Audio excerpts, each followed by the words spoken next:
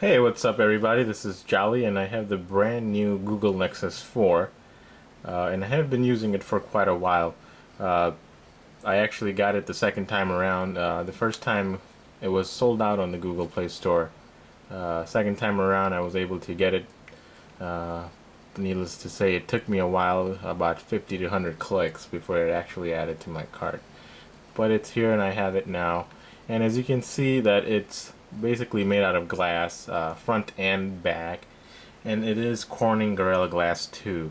And on the sides it feels like rubber when you hold it in your hand, and this phone feels like no other phone that's out on the market right now. Um, it really feels nice. It's sturdy. It doesn't feel that kind of plasticky feel that the Galaxy S3 or the Note 2 have. And it's only 139 grams. It's not very heavy. Uh, but in comparison to the S3, it does feel a little heavier, or even the iPhone 5.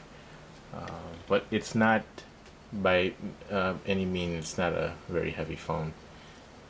So when you first turn on the power button here, you get to the unlock screen. I already booted it once and went through the setup process. So when you turn it on, you can go either left or right,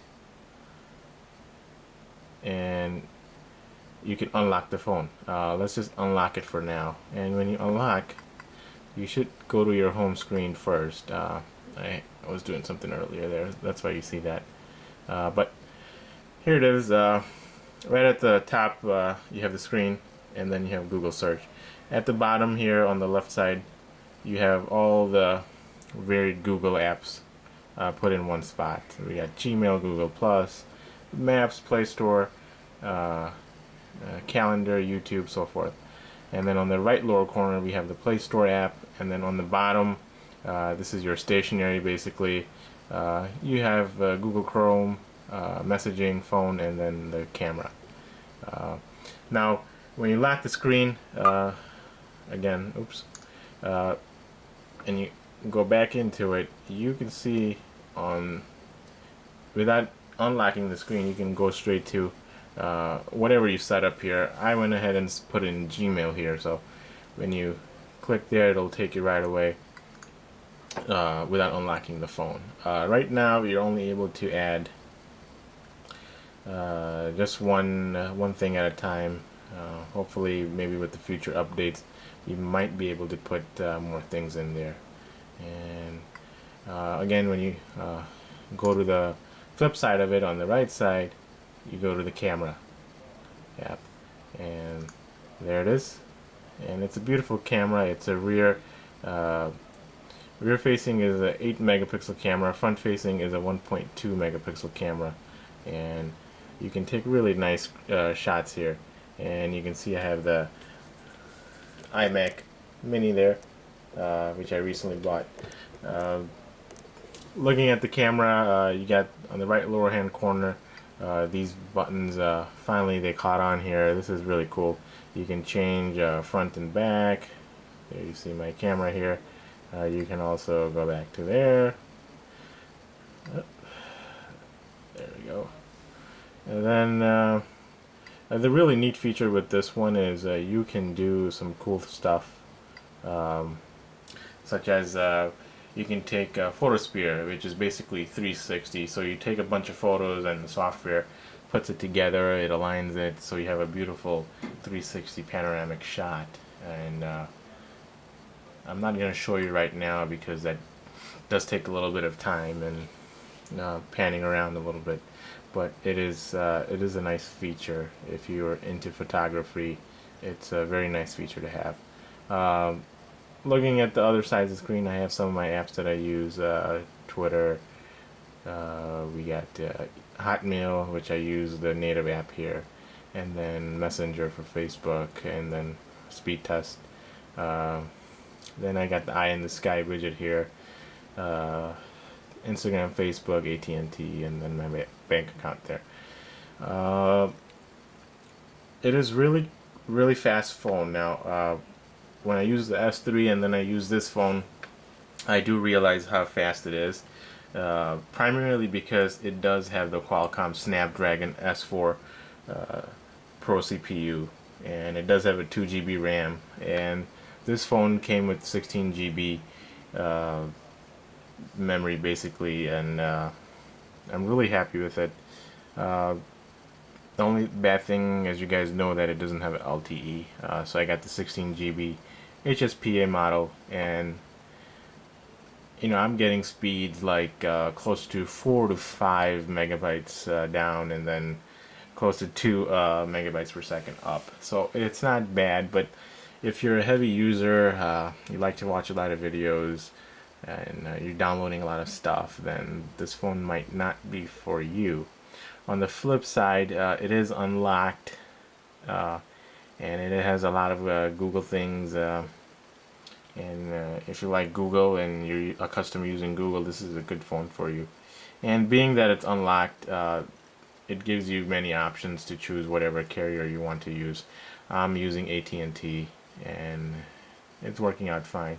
Now, if you're lucky enough to live in Canada, you might be able to catch LTE. Now, I did try doing that here, switching to LTE, but it doesn't pick up. So, I guess we'll have to wait until Google comes out with their next phone, and I think they're working with Motorola this time to possibly come out with Google X phone, and that will be interesting to see. Maybe it'll be here in the CES 2013. But this phone has Android 4.2 Jelly Bean, and it's got Bluetooth, NFC, Wi-Fi, and it is unlocked, and it does have wireless charging capability, so no wires needed if you want, but I have been using the micro USB port here. Otherwise, you can see the microphone jack. It's got a mini speaker there, and then one, not a speaker, I'm sorry. There is a microphone port here, so it'll recognize your voice, one on the bottom as well. And then the speaker is kind of oddly placed over here at the bottom. The sound quality is not bad. I would say that actually it's better than being not bad. It's good. But let's say if you were setting it down and you were listening to music, the quality is going to be kind of muffled. Otherwise, it's a nice speaker, and I do have to say that Google and LG has done a very good job of making this phone as far as the hardware goes. And now if I just zoom in here, you can see the quality of this phone. There's a SIM card where it pops out. You actually get a little tool to do that, and then you have the volume rocker on that side and the power button. And the really cool thing on the back of the phone is when the light shines, you can see those nice little patterns there, and it really stands out. I don't think any other phone on the market has that, and I really gotta commend Google and LG for go ahead and putting that in. It really makes the phone look nice.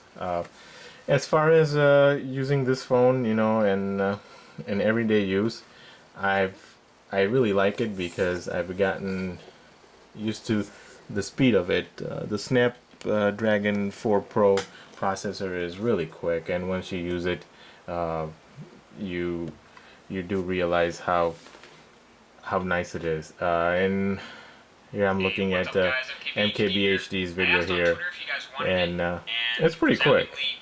You can see how it loaded up here, so it's fairly quick. Talking about some other features with this phone, it does have a 4.7-inch screen diagonally. It's 1280 by 768 pixel resolution, which is 320 ppi for you geeks out there. And it is an IPS display, and I do enjoy this IPS display. If you're used to using the S3 or Note 2 or many of the other phones that came out prior to this phone, it has the Super AMOLED screens on those previous phones, but this screen has the IPS, and it really looks tight. And I have to say that you can see it from any angle. You can see that angle, and then we got it from this angle.